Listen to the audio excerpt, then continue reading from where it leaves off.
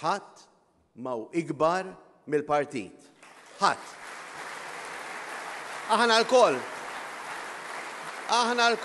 x'inhi l-pożizzjoni tagħna, x'inhi l-kariga tagħna, l-karigi jiġu jmorru fil-ħajja.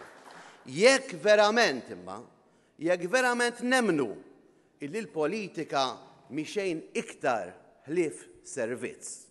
Kien dan il-messaġġ li wassal il-ħadd filgħodu il-Viċi Kap tal-Partit Nazzjonalista Alex Perici Kalascione, kif infetaħ uffiċjalment il-proċess li se jwassal biex jiġi elett is-suċċessur ta' Bernard Grech fit-tmexxija tal-Partit Nazzjonalista.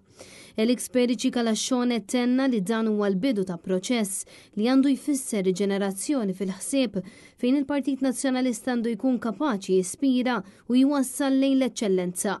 Fuq kollox stqar li l-Partit Nazzjonalista jrid joffri viżjoni friska u ambizzjuża għal pajjiżna. Viżjoni bbażata fuq l-eċċellenza li twassal sabiex f'pajjiżna terġa' tirrenja l-ġustizzja, il-ġid u s-serenità fit-tmexxija. Min-naħa tiegħu is-Segretarju Ġenerali tal-Partit Nazzjonalista Charles Bonello tkellem dwar ir-responsabilità li kull membru tal-Partit Nazzjonalista jrid iġorr tul il-proċess li bih se jiġi elett kap ġdid. Proċess li jsir b'serjetà u dixxilpina sabiex il-Partit Nazzjonalista joħroġ aktar b'saħħtu. Kull wieħed u waħda minna għandu dritt li jażel. Kull wieħed u waħda minna għandu dritt li jażel. Kulħadd kif iħossu li hu l-aħjar għall-partit. Però wara li tgħaddi dik l-elezzjoni kull wieħed u waħda minna għandu id-dmir li jsegwi u jappoġġja lil kap li jkun ġie elett. U mingħajr ma nħarsu lejlu xogħol. Fil-Kunsill Ġenerali tal-ħadd is-Segretarju Ġenerali tal-Partit Nazzjonalista preżenta l-lista ta' kisbiet li wettaq il-Partit Nazzjonalista fl-aħħar snin, speċjalment fl-elezzjonijiet tas-sena li għaddiet. Dan apparti ħidma fil-Parlament u barra il-Parlament. Fakkar ukoll kif matul il-mandat ta' tmexxija ta' Bernard Grech, il-Partit Nazzjonalista kompla jissaħħaħ u jingħaqad, apparti li tnieda l-proċess għal formulazzjoni tal-programm elettorali li qed ikun ikkoordinat minn George Vital Zammit. Waqt il-Kunsill Ġenerali quddiem sala ppakkjata, Charles Bonello sellem ukoll lil Bernard Grech, Michael Piccinino u anke b'mod speċjali lil memorja ta' Karl Guder. Il-Kunsill Ġenerali infetaħ minn Mark Antony Sammut illi fid-diskors tiegħu irrefera l-identità tal-Partit Nazzjonalista. B'Sammut jappella biex il-Partit Nazzjonalista ma jieqaf qatt ikun gburi b'dak li wettaq tul is-snin u b'dak li jsawru.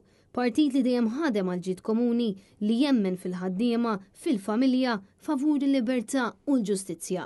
Mark Antony Sammut insista li l-Partit Nazzjonalista se jerġa' jkun dak il-partit li jwettaq riformi politiċi, bidla teknoloġika li għandu jidħol għalija pajjiżna u temm appell lill-partitarji sabiex ma jinsewx min huma u jibqgħu kburin b'dak li għamlu.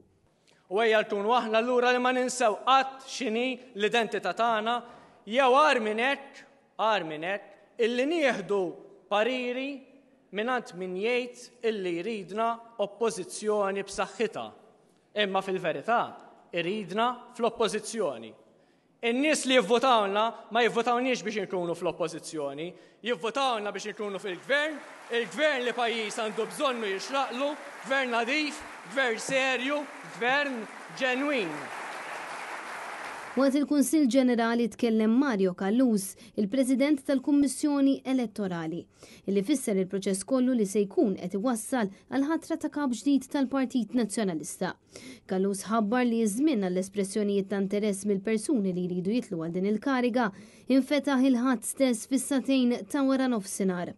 Intant fil-Kunsill Ġenerali ġew approvati regolamenti għall-elezzjoni tal-kap tal-Partit Nazzjonalista u ġiet approvata wkoll emenda provizorja fl-Istatut tal-Partit Nazzjonalista biex żgħażagħ ta' 18-il sena jkunu jistgħu jivvutaw jekk ikunu ilhom tesserati għall-inqas 6 xhur. L-istess Kunsill Ġenerali approva mozzjoni ta' ringrazzjament għall kap tal-Partit Nazzjonalista Bernard Grech u x-xogħol li wettaq f'dawn il-5 snin.